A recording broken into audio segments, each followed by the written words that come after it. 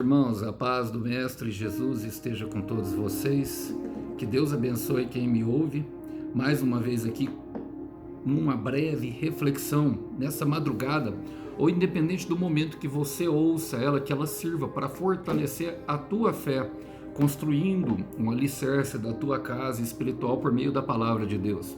O versículo hoje para nossa breve meditação encontra-se no livro do profeta Ezequiel, capítulo 47. Eu quero ler com vocês o versículo 9, que diz assim, ó: por onde a água deste rio passar, haverá muitos seres vivos. O mar morto ficará cheio de peixes, porque sua água se tornará pura. Surgirá vida por onde essa água fluir. Glória a Deus, irmãos. O profeta Ezequiel, para mim, é um dos mais espirituais, um homem que teve muitas visões com Deus. E nós sabemos, irmãos, que intimidade não é para muitos, e esse homem, pelo que parece, tinha muita intimidade com Deus. No capítulo 47, ele tem a visão de um templo, que tem justamente a tipologia, ou seja, tipifica nós, seres humanos, daqueles que carregam a presença de Deus. Em determinado momento, o anjo leva o profeta para fora do templo e mostra que flui um rio, e por onde esse rio passa, há vida. Ele vê árvores crescendo de um lado, crescendo de outro, e pessoas que se aproveitam justamente daquele rio que flui do templo para pescar, para conseguir ali adquirir o seu sustento. Logicamente, vale a pena ressaltar e lembrar também que Israel era uma nação pesqueira, muitos deles viviam dessa forma. E pensando nisso, eu aprendo três coisas justamente com esse versículo que eu gostaria de humildemente compartilhar com vocês. Ele começa falando assim, ó, o versículo 9, logicamente: por onde a água desse rio passar, haverá muitos seres vivos. E logicamente, como eu falei que é a palavra, sabemos que o próprio Senhor Jesus é a palavra encarnada. O rio de Deus está falando do próprio Deus, irmãos. O Deus da palavra é a palavra de Deus é o próprio Deus. Como nós tratamos a palavra é a forma como nós tratamos Deus. E a palavra fala justamente que é onde passar. Não será todos os lugares, irmãos. Então nós precisamos verdadeiramente ter uma noção disso. É aonde essa água consegue tocar. E essa água ela é capaz de amolecer corações endurecidos, que estão sem vidas, secos e vivem invernos da alma. Mas aonde essa água tocar, aonde essa água alcançar, está falando que ali haverá seres vivos. Nós temos vistos muitos zumbis andando em corpos que parecem que estão vivos, mas não, parecem que estão vivos, mas na verdade estão mortos.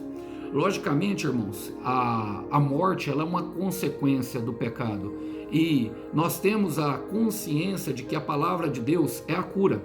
Existem muitas pessoas que o veneno está na veia e não quer cura, mas aquela pessoa que deixar a água passar experimentará vida, e vida em plenitude. A palavra fala mais ainda, fala assim, ó: o mar morto ficará cheio de peixes, por sua água, ó, o mar morto ficará cheio de peixes, porque sua água se tornará pura. E a pureza do mar morto reflete justamente aquilo que nós carregamos às vezes, irmãos. O mar morto, de fato, ele tem esse nome porque ele tinha uma concentração muito grande de sal.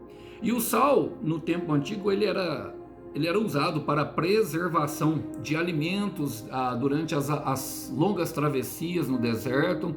E também ele era considerado para temperar a comida como nós fazemos hoje. Nós só substituímos uma parte daquilo que faz, ainda muitos usam.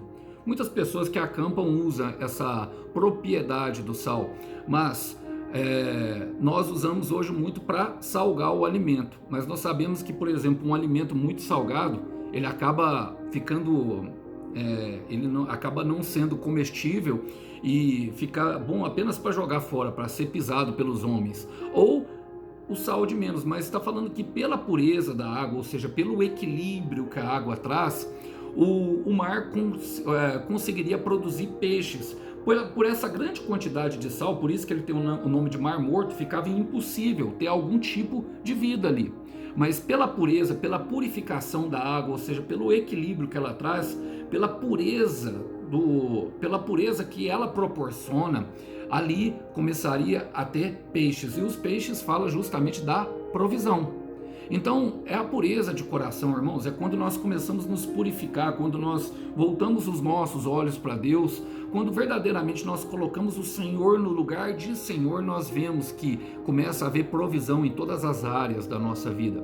Mateus capítulo 5, versículo 8 vai dizer que bem-aventurados é os puros de coração, porque eles verão a Deus, e verão a Deus em todos os seus assuntos. Eu quero declarar profeticamente, irmão, eu quero declarar profeticamente, minha irmã, que ainda essa semana, ou nesse mês, à medida que você purificar a tua vida, você verá Jesus Cristo agindo em todos os seus assuntos. Eu quero repetir, você verá Jesus Cristo agindo em todos os seus assuntos. E a terceira coisa que nós aprendemos é, porque sua água, fala assim, porque sua água, aliás, irmão, surgirá vida por onde essa água fluir. Por onde essa água fluir.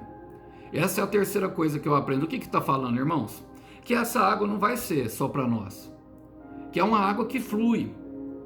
Uma das coisas que o Senhor Jesus falou para a mulher samaritana, João 4, é que quem tomasse da água dele nunca mais teria sede, mas ele termina falando que a água fluiria do interior. Então, a bênção nunca só fica represada só em nós, irmãos. Nunca é só para nós, é para nossa família, para nossa comunidade, é para aqueles que nos conhecem, é para aqueles que mesmo estando longe ainda acompanham a nossa vida, mesmo nós não percebendo que eles estão ali acompanhando, é para todas essas pessoas. Deus faz questão que seja assim. Deus tem vida, e tem vida plena para aqueles que creem. E eu creio que eu estou falando aqui para aqueles que creem. Eu quero terminar justamente com João, capítulo 7, versículo 38, que fala: quem crer em mim, como diz a Escritura, do seu interior fluirão rios de água viva. Esse rio traz alívio, traz vida, traz provisão e traz sustento, traz uma bênção que é comunitária, que atinge todos que estão em contato com ela. Eu gostaria de deixar essa mensagem, vamos orar logicamente e entregar ao Senhor, pedindo para que Ele nos dê água. Fecha os teus olhos.